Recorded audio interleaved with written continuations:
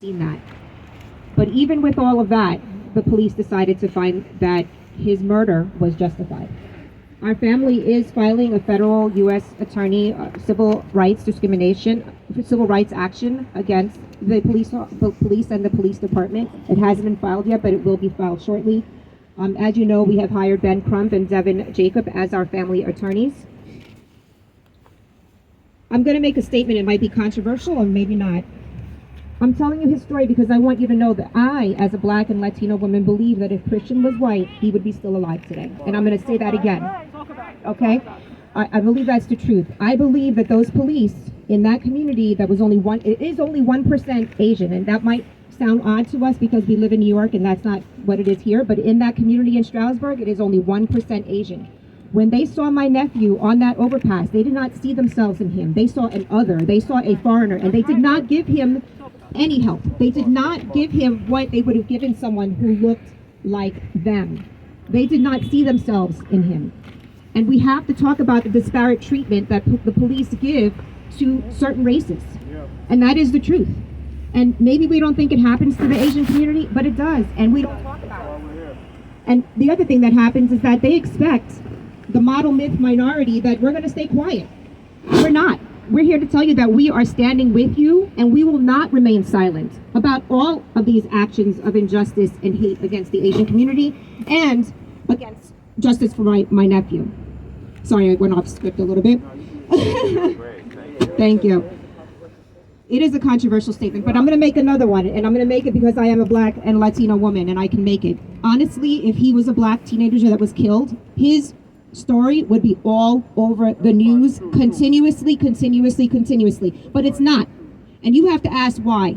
Why? It's the powers that be. I'm not going to say that I haven't been approached by several Asian journalists, but I haven't been approached by other journalists.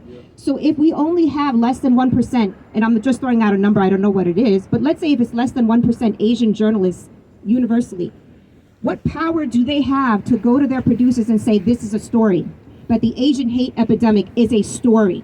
Why do they have a story about what happens to one person, and then they don't have a story for a while until it happens to another Asian person?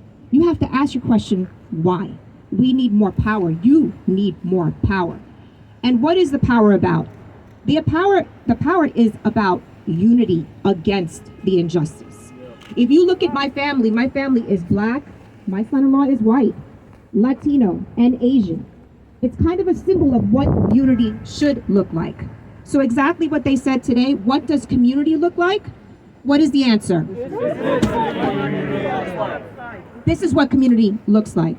And so we have to take that and we have to work together to effectuate change. It can't be we're going to pit each other against each other. It can't be a troll on Facebook or wherever is going to say, but do you remember what happened to this person by that race and this race?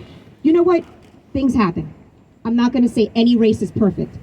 But the only way that we're going to move forward with power is if we do it together. Yes. You have to ask, who profits from us being divided? Who really profits? Okay? It's not us. It's only us that are going to get hurt. Okay? As MLK said, and you all know this, you all know the quote.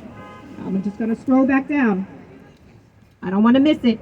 Injustice anywhere is a threat to justice everywhere. You can't sit here and see someone just because they don't look like you. You don't want to fight for them. Is this really who we are? Are we not human? Okay?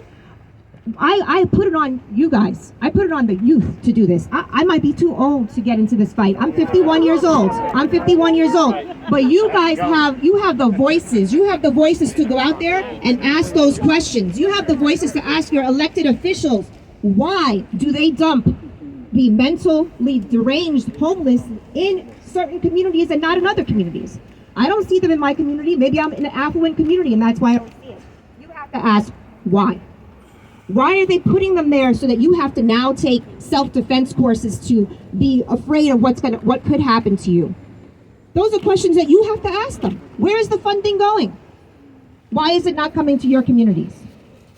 I'm sorry, I was going off script, but I'm going to end now. I apologize. I think I said everything, but that's good.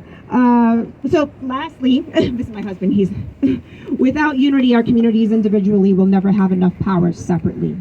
You must know that we have to work together and we have to move forward together.